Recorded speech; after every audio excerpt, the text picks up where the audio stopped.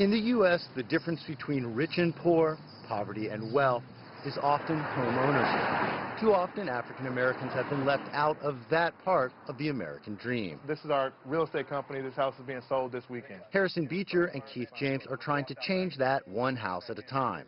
Together with another partner, they founded Coalition Properties Group, a rapidly growing firm in Washington, D.C.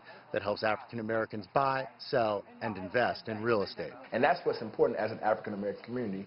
The more we can come together and share resources, the better we're going to be. Many of their clients are based in neighborhoods that have been historically black, but that are gentrifying rapidly, often leaving African Americans on the sidelines as others profit. Yes, we are black. A lot of the wealth in America is controlled by people who are white, but money is green. So how do we educate folks on the rules of money and wealth and how that's connected to real estate? According to the U.S. Census, last year, nearly 74% of whites owned their homes, while only 44% of African Americans did.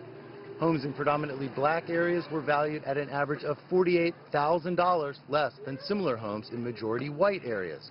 It's part of the reason the average white family has about 10 times the median wealth of a black family. Racial wealth inequality is so important in understanding what the future is of quote-unquote race relations. Diedrich Asante Muhammad is Chief of Race, Wealth, and Community at the National Community Reinvestment Coalition, a D.C.-based nonprofit. He says the homeownership gap has its roots in a long history of racial discrimination in federal, state, and local laws, and a failure to invest in predominantly black communities. We haven't done the kind of massive investments in job training, home ownership, that was essential to create the white American middle class, which was created through massive investments in the 30s and 40s. That was a time of massive segregation, so blacks never got that type of investment, and we're still dealing with that issue today. He wants large-scale government programs aimed at undoing the legacy of racist laws and government policies. And when you have very little to no wealth, then not much wealth is passed on to the next generation. Beecher and James also want systemic change, but they know their community can't afford to wait for help from the government. When they were making the laws of real estate, we weren't at the table.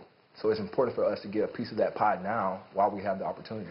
They say the more African Americans own property and build wealth, the more political power their community will have. And by connecting people with opportunities to own, opportunities to be civically engaged, opportunities to understand how city systems, local politics, everything works, that's starting to take back and look forward at being able to have a stake and have a say in what happens in the future. Jim Spellman, CGTN, Washington.